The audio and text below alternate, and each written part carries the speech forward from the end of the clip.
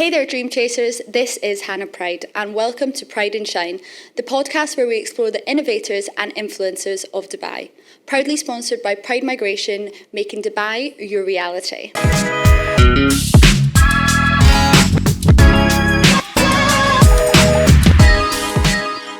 Welcome, Dom Hadi, to the show. Thank you for having me. How are we doing? We're good. So, for people that aren't in Dubai, Dom Hadi is probably one of the, is known for being a co-founder of the biggest memes, Onlysports in Dubai, which, for anyone that isn't in Dubai, it's basically a memes for realtors in Dubai. They're on commission only, and you just take the piss. Literally, like bread and butter. It's our perfect clientele. Exactly, and I'm now in obviously the real estate market. A lot of my friends are in it, and we piss ourselves, especially Adam Edom. He is. He's our go. Adam's because we know he's such a good sport, but he does it himself. He knows exactly what he's doing. He's teasing us. Exactly. He's like, go on, meme this one. I dare you. He feeds off it. He absolutely feeds off it, and I know he loves it. He loves getting everyone involved. Bloody hell, he'll be singing and dancing that he's even mentioned. But it's exactly like I think he sometimes does things because he wants a reaction, not just necessarily from us, but from other people. Obviously, when he did like what type of people live in what community, all that stuff, he obviously said some stuff where you're a bit like, oh, he knows what he's doing. And obviously the big one that we done recently was his looking for a guy in finance, and he got people that were in real estate to be a part of it, and he got a guy from the West End, and we just knew that he's great. Honestly, love you, Adam, but he's so funny at really creating. That's why he's called the bloody king of Emaar Beachfront. Not many people would call themselves very that. True, but I've also, one of our business partners in Onlysports, Lamar, he calls himself the king of Emaar Beachfront. Oh. So if they ever want to settle it in a ring, we've got the perfect bout for it. Guys, get on. The next one, it's not an end. There's going to be another boxing fight. That's it. We've called it. So not only does Dom is the co-founder of Onlycoms, you're also a part of Onlysports. Onlysports is one of probably the leading sporting events in Dubai right now, which, as you've said, or we've not said yet, but you've got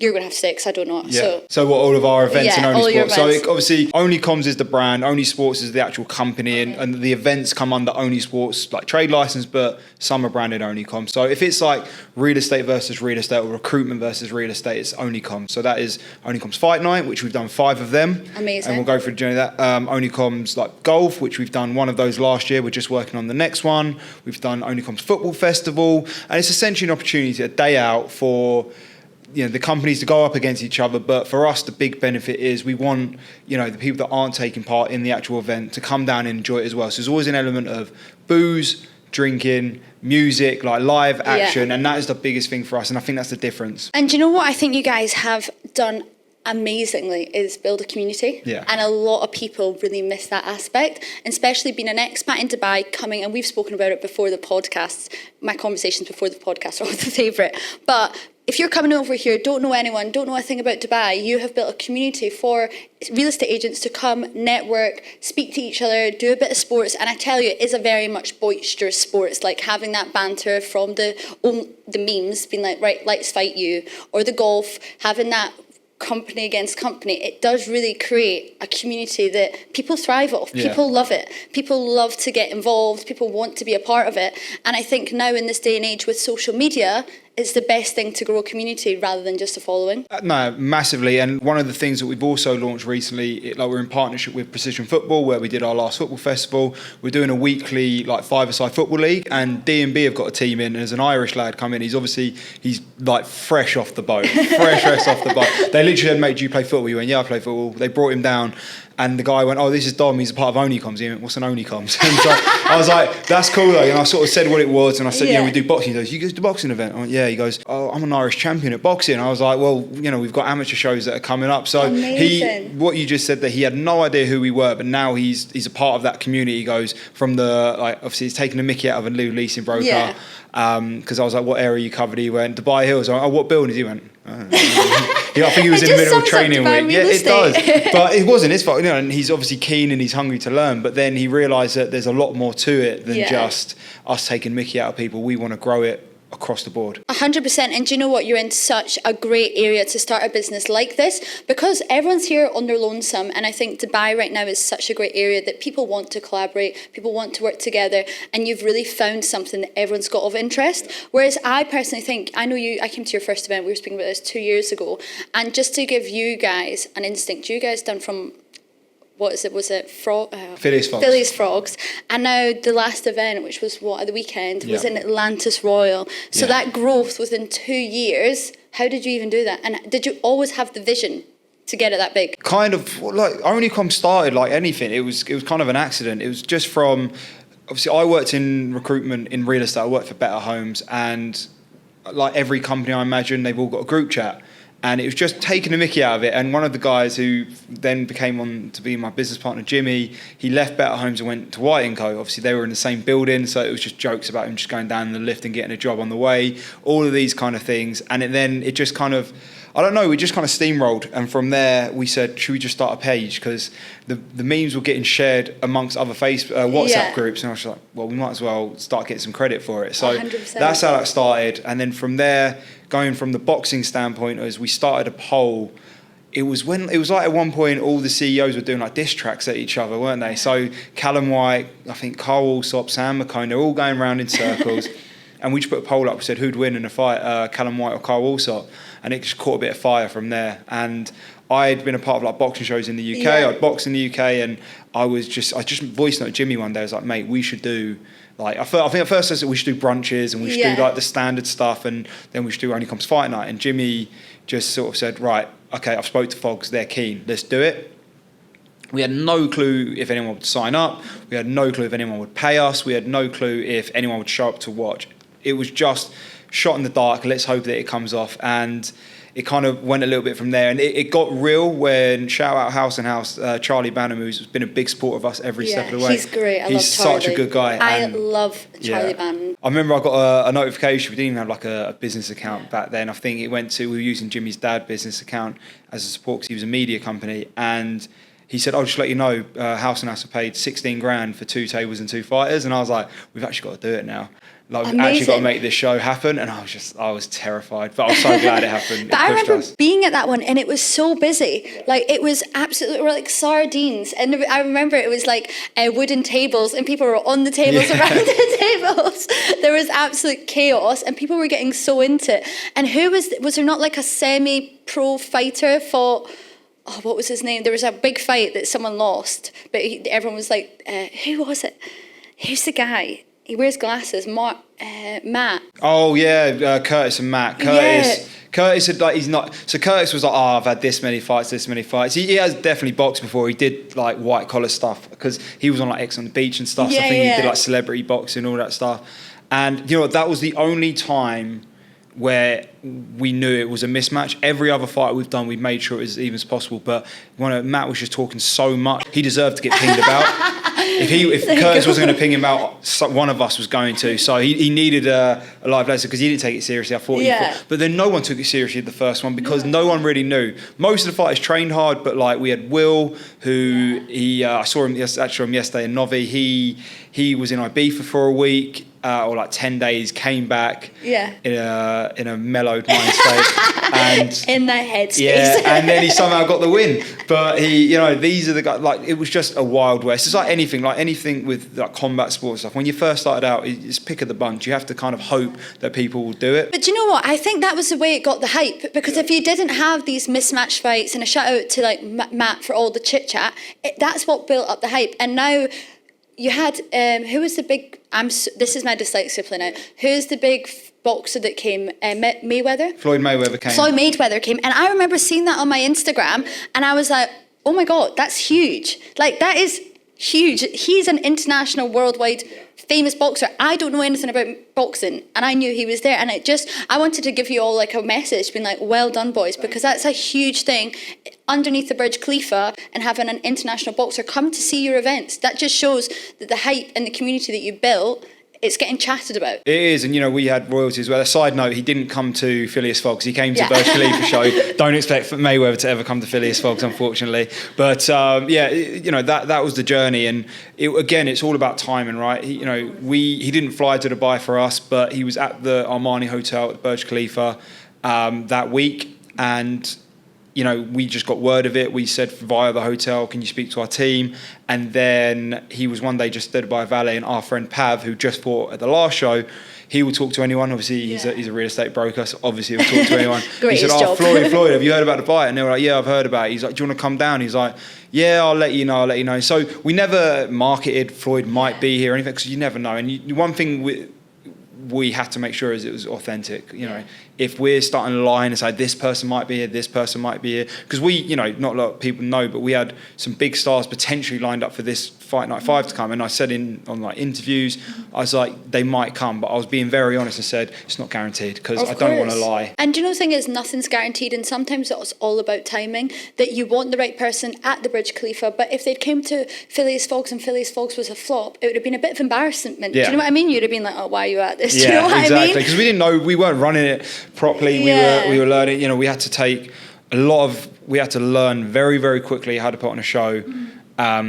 You've done it amazingly. Thank you. When we did it so well. Behind the scenes, we're always like, oh my God. Like people always ask, when's the next one? I said, we need a little break from the big shows, because where'd you top it as well? I know. That's the thing. Like, where'd you go after the Atlantis Royal? What would you say? What is the next step? Well, I keep saying casinos, but obviously we know that's not going to be for a couple of years.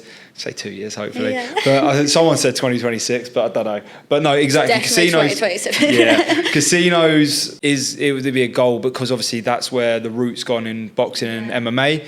But look, there's always going to be a new place. There's always going to be a cool place. People are like, oh, why don't you do like O Beach when it opens? Like get Wayne Lineker to fight, all this stuff, because he was in Dubai. He's probably keen for it. Yeah, he was in Dubai, and he was in Dubai last weekend. But I, again, didn't know that. Wasn't going to reach out. I mean, I tell you what, the amount of people, especially from my side, being in the immigration, the amount of people that are coming out in the following months, you're definitely going to have some great prospects that you could be like, come on, do you want to invest in it, if that's the angle you want to go at, or do you want to be a part of it? Because I know for instance, and for sure, that people aren't going back to the UK. People are wanting to move to Dubai. They see the opportunity. I mean, you definitely came at the best time. I think we both came in it at that COVID. We grew up with it, and now it's becoming not a saturated market because there's so much growth to come. But if you came in at that early ages, we know everyone, you kind of get chatting, you have good contacts. It's hard to build that up now, especially with how fast the population's growing. So you've definitely set everything up at the best time possible. Yeah, exactly. But the best thing I could have done is get a job here first. And that's just, like I said, we talked about earlier that we both have like ADHD. So getting told what to do has always been a struggle for me. But at the same time, I knew that if I came here, I've been very, very lucky. My brother and my sister-in-law moved out here years ago. So my brother was 20 when he moved out here, and he's turning 36. He's the same age as Marina. Yeah, exactly. He's just turning 36, and he's been in real estate the whole time. Again, so he worked for a SPAS for a little bit. Before that, he was at like a small company like Sherwood's, I think. Then at a SPAS. Then he started his own company, and Better Homes bought that, and then he's for the past year he's been the CEO of Engel and Volker's Middle East. So he's done that journey, and then like my sister-in-law, same thing. But when they come out here, that we came to visit, they've been out here a month. Marina wasn't really going on anywhere. I didn't want it. I was terrified of Dubai. I thought anything happens, I'm going to get nicked. But I was like 16, so you just have that mind. But yeah, honestly, his community and who he knows is massive, but what you said there is perfect. I feel like when we got here, it was so ramped up really quickly. You build bonds very quickly, and it just goes a million miles an hour. And I think what I say to everyone, Dubai, your network is your net worth, and you never know who you're speaking to. And I tell any new person coming through the door is be nice to everyone, because you don't know who they are. Ever, because everyone just comes and looks like your average Joe, and you get to know people and you're like, how am I sitting next to you? Like, this would not happen in the UK. How am I having dinner with you? It's crazy.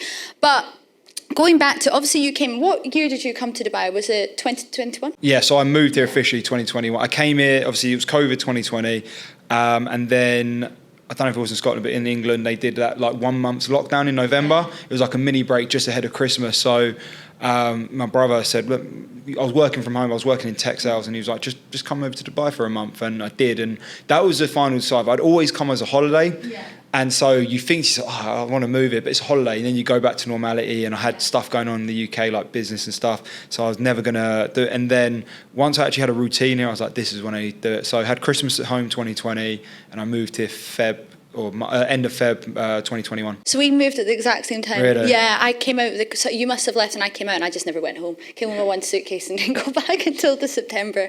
Jesus. But yeah, no, honestly, like, so you moved over here. Did you continue to do your online work, or did you get a job over here straight away? So I got a job. So that was the one thing I did say. I was working for a massive organisation called Rackspace, huge in America, huge in the UK. Do like data hosting, all of this stuff. So I could work remotely. It was just timing as well. Like they said, look, for your role, the team is probably going to be made redundant. Yeah. And they had talked to me about moving over to the Dubai firm, though, because they knew I wanted to go, which was great. But in the UK, I think there was like 1,400 staff. In America, over 3,000 staff. In Dubai, they had 4 staff members. Oh, wow. And it was a very much a startup mentality. And I knew they had a lot of stuff to go through. And I don't know, my gut was just telling me, try something else, try looking around. And obviously, like everyone, you look on LinkedIn, everything like that. And then I was just chatting to my brother one day, and obviously he was at Better Homes, and he was very honest with me. He said, look, there's a recruiter role coming up. You probably won't get it because you're my brother, and you know they just probably won't give it to you. And I was just like, well, let me talk. And I went through the process, and I just made sure if I wasn't going to get it, it was because down to I didn't do it right. Yeah. But I just gave it everything I could, and they gave me the role. And yeah, it's not like, this is not an insult to in-house recruiters or recruitment in general. It's not brain surgery to become a recruiter, same as a broker. Yeah. But you've got to have a little bit of nous about you, and you have to really put in that hard work. And I came here and I just told myself I would just lock in, because at the time we were working Sunday to Thursday. It was still that kind of time, 4-hour difference, and you have to work late like you do as a broker, and that was a big thing. I think the thing is, in Dubai, you can really make it if you just put your head down and you don't get caught up in the brunches. And everyone knows, and I say it all the time, we all say on this podcast, there is no 9 to 5 here. It's just you work until you're paid, because most jobs you aren't paid unless you close a deal or you get a recruitment placement, it would be. And then after that, what made you take the leap into only comms? So I did recruitment for a year, and then I knew that the money that I wanted and the aspiration I had, it wasn't there in in-house recruitment. And like I said, not a dig, it was just the money you make, it's just not there. It's kind of capped, isn't it? It's not capped, but it is kind of capped. There is only so much you can make. Yeah, it's a small figure per recruit, and it's when they get signed off and all this stuff. So it's always that kind of waiting around period. But I knew that I wanted more.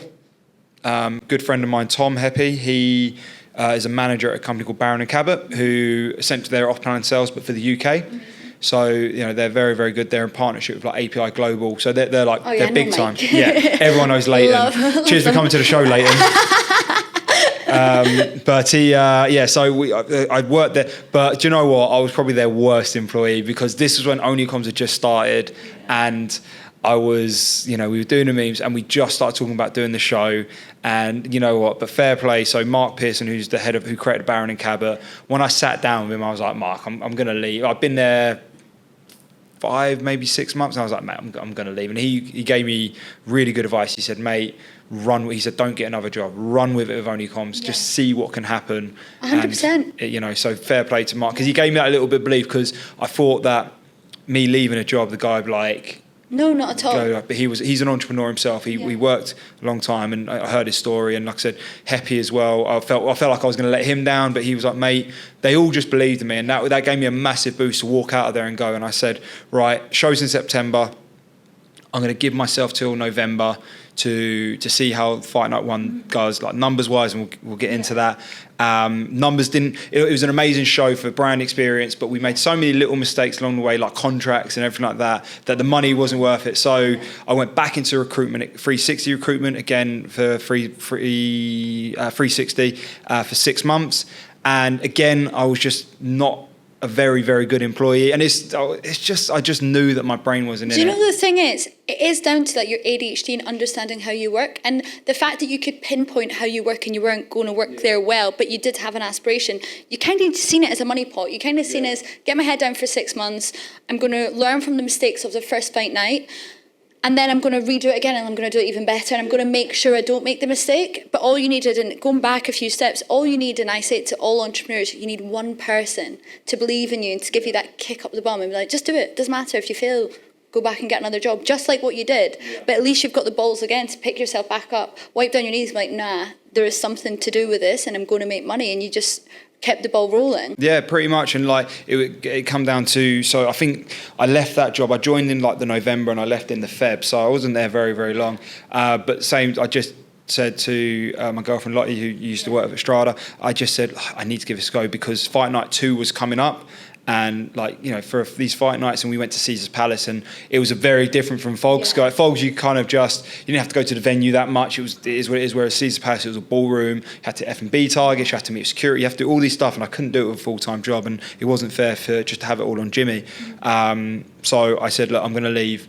And, you know, amazing to her, she'd closed a couple of deals, and she sold a house in the UK, and she was like, you know, look, I'll support us while you do this. Yeah. And, you know, that self-belief gave me massive motivation, and we then did the Fight Night 2, and then that's where it started growing, and then, you know, been working. And do you know what? Shout then. out to Lottie, because they always say behind every successful man there's a really supportive woman. So there you go, she's got your back, and now I'm sure you'll be taking the reins and looking after her. Yeah, exactly. So it all comes round. I know, I'm looking forward to telling her she doesn't have to work, but she does love her job. She's got a new job. But yeah, exactly that. It's now my turn to repay that. It's not just financial, it's about that belief as well. So 100%. And tell us, what was the main things that you learned from the first fight night, that if the numbers didn't work, what actually happened? You know what, it was just little things. Like we were short-sighted with a lot of stuff. So, you know, one of the things was for Fogs, and this is not their fault, this is our fault. They said, right, so what we can do is we can do a share on, we'll get a portion of the ticket sales and you guys get a portion of the bar. And in our head, we were like, the ticket sales is, you know, we're going to sell this place out, and, you know, that's going to be big money. So we said, no, you keep the bar and you keep ticket sales. But then what you don't realise is, and you have to take your lumps with this, unfortunately, is there's taxes involved, there's municipality, like there's all of these things that come in. And, you know, so when all that comes out and the number goes down a little bit, and you have, external things to pay, you're just like, it was just understanding the method of nightlife over here. 100%. And do you know the thing is, it was probably the biggest learning curve, because it gave you the taste for it. Yeah. And I bet if you made all the money, you'd have been like, oh, we'll just keep it in Fogs. Money's sick, like sound. And then sometimes you need that kick in the balls to be like, well, you could have made this, but what do you need to change, and how can we take it to the next level? Because if it all went smooth running, you broke even or you made a little bit of profit, you probably would have just gone Fogs again. Yeah. Fogs again. And yeah, exactly. And do you know what? We luckily we did break even. We weren't at a loss, which was fantastic. And that's a thanks down to like you guys who came and saved us. So thank you for that. But exactly that. You know, at the end of it, you think, right, we put in all that work. We did the fight camp. You know, we worked with Box IQ Gym. Like really shout out to Joe from Box IQ. He gave us that opportunity, because at the end of the day, it's not just you play football, go do this. It was a boxing that you need to train these guys, and we went to the best facility in Dubai for that. And I think that's what helps the hype. See, when you see, like, example, Kieran at the weekend who won, which is amazing, and he's been on the scene for ages, but you've seen him actually work for it, and when you follow him, and he's obviously got his following and his friends, and they're all rooting him, like, it builds up. Whereas if you just think someone's jumping in, they've maybe been on a session of the weekend or having a few drinks, you're like, haha, there's no fun in watching it. There's no hype. There's no like, oh, I really hope they get it, or they've got a big team supporting them, because there's no effort. It's like that thing in Thailand, right? You can just jump in the beer, if you win, you get a free drink. Jump in the ring, you win, you get a free drink and stuff like that. But yeah, Kieran, for example, like the emotion he had, that was his, and I said it I was commentating on the live stream, and I said, for some of these guys, they will never fight again. So this is their world title fight. Yeah. This is their opportunity to get a belt wrapped around them. It's, like, you know, it's the best feeling in the world to get your hand raised. I can imagine. Especially, let's say, like, if you are in like your late 20s, 30s, 40s, or whatever age everyone is, you don't normally get those types of competitions unless you're at school. So it's kind of going back to like a childhood memory, being like sports day, like, oh my God, I won again, because everyone's finishing and whatnot. So I bet it is like such a throwback when you're back up on the stage and you feel like a child again winning that gold medal. So it must be amazing. And then tell me, obviously you got the boxing. How did you then fall into like the football, the golf? Like, who gave you all these ideas? Just amongst us. So Onlycoms itself is 4 of us that created it. So it's myself, Jimmy, Dave and Alex, Dev. And we all worked at Better Homes at the time. You've all got ADHD. There's some stuff wrong with those guys. I don't know if it's ADHD, but they got some skeletons in the closet. I mean, their brain must be working in different directions, because you all actually have hilarious chat. I wish we should really insert some clips of the memes, because they do actually make you tickle. And I tell you, when you have a shit day at work or everything's going shit and you go on, because it is post daily, and you're like scrolling like, that's funny. And we all got different ones, and you can start working out who's who. I'm more of like the receptive one. So like the Adam someone posts on Adam Eden, or like I'm like on the minute thinking of stuff. Yeah. Dave comes up with some he just attacks people. Dev is just on a world of his own, and like Jimmy's somewhat similar to that. He does a lot of just wild stuff, but you kind of work out how we're different. But then when someone's meme does really good, it's like, that's they're proud of that moment. But yeah, so the 4 of us come up with it, and we literally just thought, well, look, we created Onlysports because we thought we can do more than just boxing. And we did our first, so it went, September was the first boxing event at Fogs in 2022. November that year we did a football festival, and again we didn't give ourselves enough time to do it. It was a success again, but we knew that we had to do it before the World Cup. Yeah. Because the Winter World Cup was coming around, and we had to kind of mesh it with that. So we did it in Sports City at ISD, because they had a fan zone opening up there. So it just kind of, again, timing, but we knew we didn't have a lot. We had 3 weeks to do it. Oh, and that's crazy. Yeah, that's like a crash course. Yeah, to get all the kits ready, to get like the pit, it was just But do you know mental. what? That's again going back to like timing's not always right, but sometimes you just have to bite it by the bullet and make it happen. And now you've done it once, like, okay, we're going to do it again, and we're going to do it even better. And they're going to give you the heads up probably of 6 months or 3 months or even 12. Yeah. Be like, this is coming, we want you on board. And it just shows that you are capable to do anything if you put your mind to it. Yeah, well, we elevate up as well. Again, the first time we wanted to do the football fest, we wanted to do it at like Precision. It wasn't open yet, it wasn't ready, and they were just about to launch this massive World Cup campaign. So we couldn't do it there, but then we did the second one there in Feb of this year. Yeah. And then it built us a massive relationship. Like Precision were a sponsor on the boxing last weekend, got a really good relationship with the guys. And you know they want to do stuff with the boxing. I'm like, we could definitely do something there. Like, you know, there's so much to go. I mean, I know we were speaking beforehand, and you were talking about amateur boxing and not just having like the realtors and like the chit chat, ta ha he he in this world, but also getting out to people that are actually maybe trying to make it in the market. Because there's so many good sportsmen that are coming to Dubai, that are coming for the facilities that Dubai have to offer, maybe that the UK don't, or if they can come for training camps. So you've definitely got a full new market, and that just shows that you've been able to build arms and legs from what, a memes? Just from memes on Instagram, which is absolutely hilarious. I know, it's all retrospective as well. Like I said, the amateur boxing was there. You know, we were very, very lucky. Fight Night 2, this little Scouse lad called Jack Corrie came along, and he was like, yeah, I'll box on it. He was like boxing the amateurs, and I hurt my shoulder, and I was like, yeah. And doctor said, I'll never box again. I was like, don't listen to doctors. Just jump in that ring. They say you do. 3 minutes later, his shoulder came out. So I was like, okay, maybe listen to doctors from now on. Don't listen to me. And but he jumped in, and we were like, look, mate, why don't you just stick around for this show? He just got into real estate, and he was obviously doing the same thing, trying to make a difference in his life. And I said, look, why don't you stick around? Jimmy said, stick around. And he did. He helped us out on Fight Night 2. And then we just became very good mates, and we said, well, look, Fight Night 3, we're going to change it up. We're going to do Dom's a captain, and we need another captain. Do you want to do it? And he did that, and we did it again for Fight Night 4, and then him and Sam Cox did it for Fight Night 5. And now Jack works for us full time. He's our head of boxing operations, and he wants to head up the amateur boxing because he's had so much experience in that. I had small experience in that, but I was part of an amateur boxing gym, so I saw what it meant for people. Of course. And then obviously Sam was his counterpart for Fight Night 5 as an ex-pro. Mm-hmm. And so we've got the amateur boxing, and you know he's now a massive part of Onlysports from that standpoint. It's really exciting, and it's really exciting how far it could go. Like with all the schools and obviously real estate, and what you've already got is real estate and recruitment, I guess. But there is so many avenues you could go down to that. The world's your oyster with it, especially with, as I said, going back to the start, like you've built such an amazing community that I'm sure you could role play that into so many different areas when it comes to like the DIFCs and all the lawyers and the banks. You could definitely outroll it. It would be, there's so much to it, so much to it. We had our first glimpse of another sector. Obviously, like it is, look, Onlycoms is primarily real estate, but it kind of falls under a sales white collar thing, like a recruitment.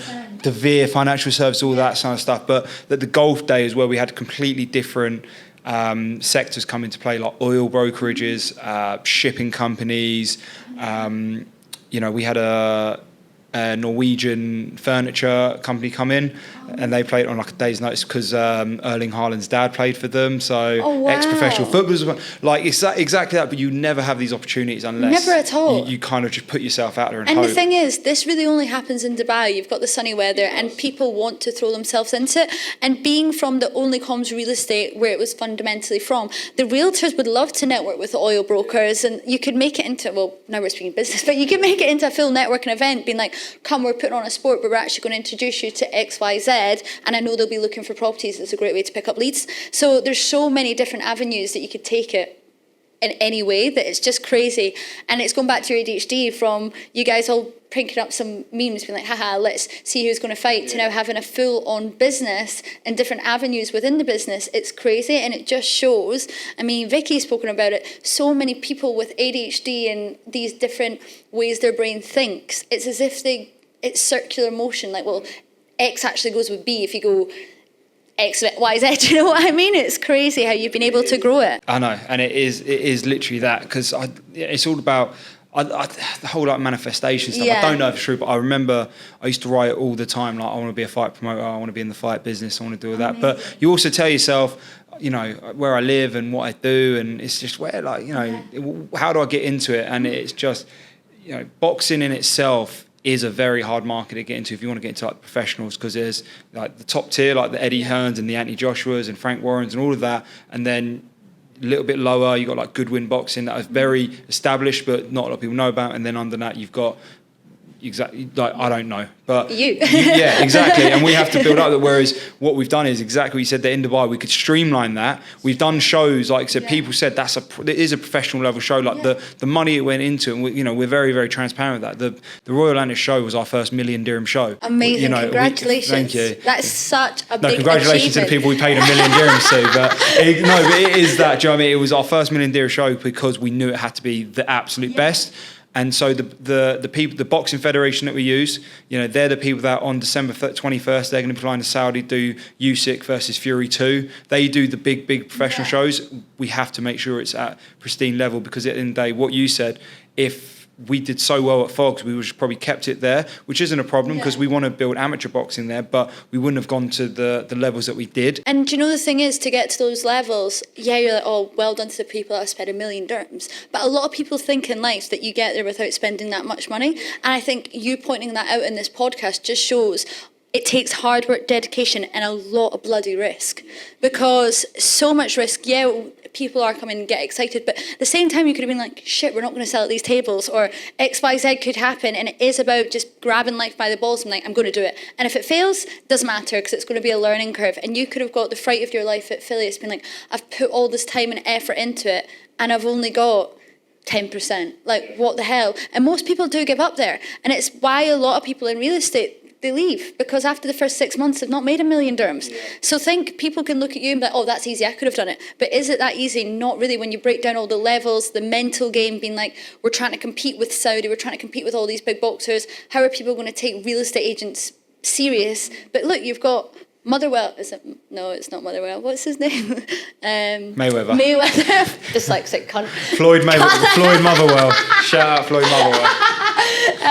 But honestly, like, Mayweather coming to that's huge. Like, never in a million dreams did you probably think, right, Callum, go fight that guy. I'm going to get Mayweather there in a year and a half's time. Let's see how you, like, people think that's unimaginable. That's like a blocker. But you going again back to manifestation, you knew, and it is just like, you're going to get there. You don't know how, and there's going to be a journey, but you've got there. It's got to be the passion as well. Like, if we never did it for money. Like, obviously we didn't do memes for money, obviously, because like, who makes money from memes? But it's a passion job. Passion jobs, because passion jobs, you never work a day in your life because it comes naturally. Yeah, but there's days when you turn to hate it, right? You're like, I remember once, it was, I think, it must have been around Fight Night 3. There was so much going on in the back end that was just so much stress and so hard, and I was like, why am I doing this? And then you set a fight out for and you go, okay, now I get why I'm doing it. Like, you know, we partnered up with another company in the back end to grow Onlysports, and you know, it was a really good partnership. The company that got on board with us at the time are an amazing, like the brands that they work with are incredible, and they are really good guys. They're really switched on guys.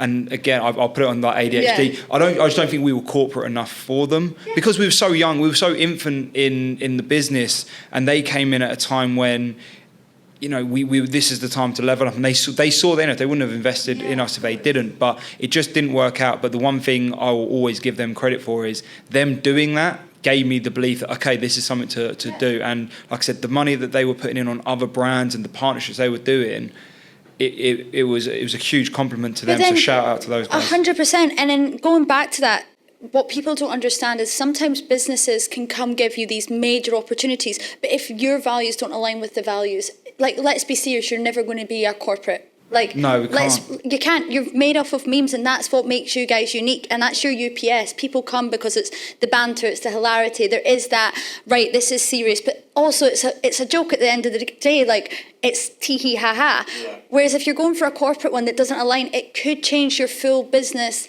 trajectory, and then people could fall off. And it's about listening to your community from that business aspect. What works for you? So why are we changing it to fit into this person just because they've done X, Y, Z? Yeah, we're competing at them, but the reason we're going to be successful is we're competing with them at another angle. Do you know what I mean? Exactly. And I put it down to as well, I think with that deal in particular, we should have been transparent in what we wanted to do, because obviously we said, like, they loved the idea of the white collar stuff, and we said, well, we actually want to get an amateur, and they said it's not really for us. And it's like, we're kind of in this now, so how's this going to work? And it was very amicable, and we were very, very lucky to have the time to work with those guys. But exactly that, you need to make sure your goals are aligned. It's like any form of relationship, any form of that. If your goals aren't aligned, then eventually down the road you can deny it and like ignore it as much as you want, but it will get to the stage where you're going to have to come to head and say, this isn't working. Yeah. And the thing is, it's always understanding your why and making sure that your business is running to your core values and your why.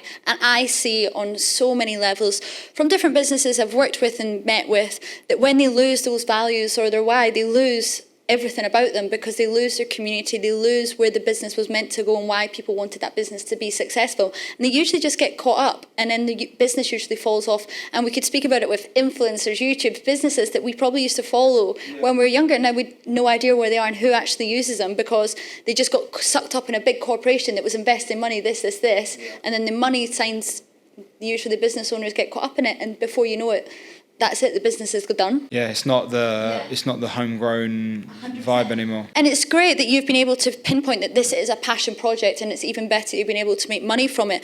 And now you know, and you've learned, this is still the early stages. I mean, most businesses don't survive 2 years and you're already doing bloody shows at the Atlantis Royal. That you've been able to pinpoint and know that this is passion, and know, let's say, this little hurdle in the road, because it's just a hurdle, it's a learning curve, that you won't be able to do it again, and it's not going to happen. Whereas if you'd done it 4 or 5 years down the line and maybe your growth was a little bit slower, it could have been a lot more detrimental. Yeah, and do you know what, and I'd put that, you do have to sometimes just go big, and you know, that's where I'll give Jimmy credit. He said, I want to do the Royal Atlantis. I was like, then we tried, and they said no so many times, and why would they say yes? They said we could do like Atlantis to Palm, and we're like, no, we want to do Royal Atlantis, and they said no, and we kept going back, and obviously we're like, well, what performers have you done there? And they were like, Beyonce, and we're like, okay, so that's Beyonce there. And then the Burj, it's the Burj show that helped us. You know, we were the first ever boxing, doesn't matter if it was pro, amateur, white collar, we were the first ever boxing event ever. How did you get into it?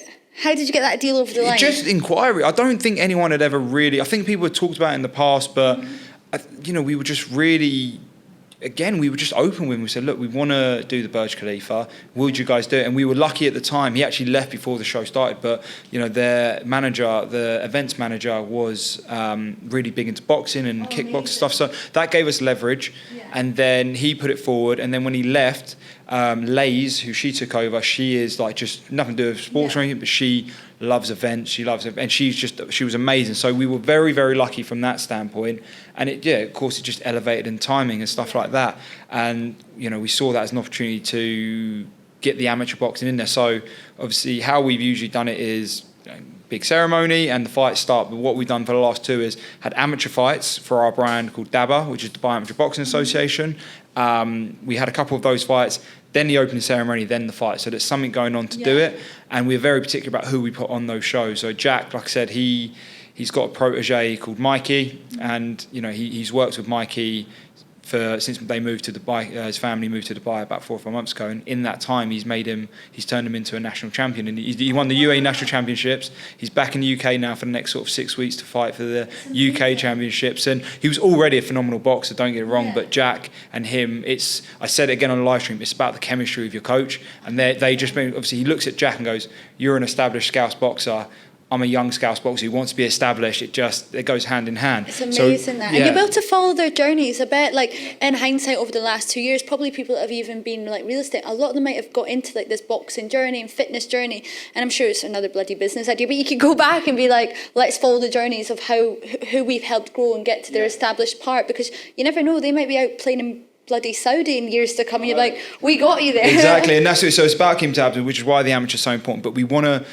want to turn the amateurs into a pro-like show. Like, these guys need to have a benefit, and they need to have a platform to show themselves, because I've seen so many in the UK, these amazing boxers, but they just don't get the breaks that they deserve. So they never make it to the big show. Even if they've got the skill, they don't have that hook. It's so hard, isn't it? I think with all sporting avenues, whether it be boxing or anything, it's really hard to get that breakthrough. So as I said, you're actually providing such a nice service and a why to help people get to that breakthrough, and being able to give them the opportunity to fight under the Burj Khalifa and the Atlantis Royal, because even though you guys are just small, being next to these really reputable buildings that are globally known, it puts you guys on a pedestal. And especially for these guys that are maybe fighting in Liverpool, as you just said, maybe they're just fighting in a gym or in the bloody town hall. Like one of my amateur fights, they were in like workman's clubs and stuff like that. So, since Mikey's been with us, he's fought 4 times. Burj Khalifa national championships. He's shout out Optimal Boxing as well. He fought on there as well, and that's another thing as well. It's collaboration. We're not arrogant enough to say we're the only ones that can do this. We want to work with these brands. So Optimal Boxing put on shows. We work with them. Liam, he was a part of our show from coaching, amazing guy, and now we're forming a really good relationship with Tam Khan, obviously of TK MMA Gyms, and he did Social Knockout.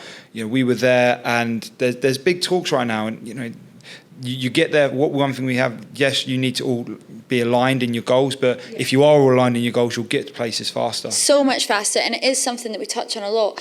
A lot of people in life, and Dubai is good for it, but a lot of people in life need to understand you can ask for help, you can collaborate, and if people like you and see a vision and believe in your vision, they will help you get there. So stop being like, oh no, I'm too good to work with you, or I don't know who you are, or like, you're going to steal this off me. Be open to having these conversations, because 9 times out of 10 they are just trying to help you. And they are being like, I will help you get there. Like, I actually know someone, here's XYZ, give them a call. We've had that. We had it after the Fight Night 5. I got a call on Sunday, and I won't give it the names yet because it's not confirmed, but they said, look, we're a massive pro organisation. We like your production. Obviously, the boxing side we've got covered, but the problem with Dubai is, and it is a big problem with Dubai, is shows they don't look as good as people I think they soon be. Abu Dhabi is the home of UAE sport. There's no denying that. They've got the Etihad, they do the UFC there, Matchroom have been right there, F1.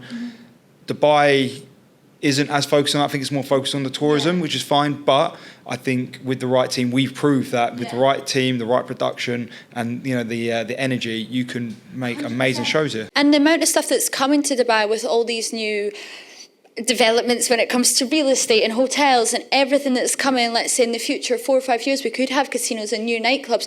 There is such, and this I'm going back to timing, you came in at the perfect timing. When people have started to come in, there's more developments, there's a hype that you've came in at an angle that loads of people have done brunches XYZ, but no one's actually done these sporting events other than the races, that you've got so much opportunity on the horizon, and I'm so excited to see where it comes from.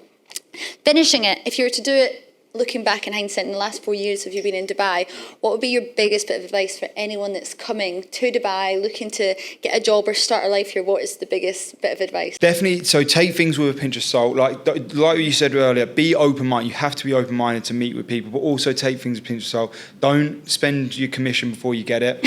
And that's not just actually about money. I think that's, somebody says, oh, I'll help you with that, or we'll do this, like we'll get in this business venture. Until the deal's signed, don't believe it's done. that's one thing where I think people don't understand Dubai is quite slow. Like, they are catching up. Like, it's so innovative and there's so much to come, but they are like chasing their tail because they're getting there fast and they have this 2030 vision. So sometimes you come here and you're like, oh, well, this is taking too long. It does take too long, and don't count your chickens before they're hatched, because it will come. But as I said, going back to you with the bloody first fight at Phileas Fogg, if you went, well, that's it, I don't know if it's worth it. You would have never got to where you are now and where it could go. No, exactly. It is that, and you have to believe in yourself. Like self-doubt, imposter syndrome, whatever you call it. Like I've been through it. I'm sure you've been through it. Like when you start up your own business, everyone goes through that. But kind of take it in your stride, and also have an outlet. Have an outlet. I don't know what it can be. Gym, it can be box, it can be, just going to the beach, it could be food. Go to an Onlysports community event, golf, football. Yeah, go to one of them. Boxing, whatever you want, you'll make a lot of friends.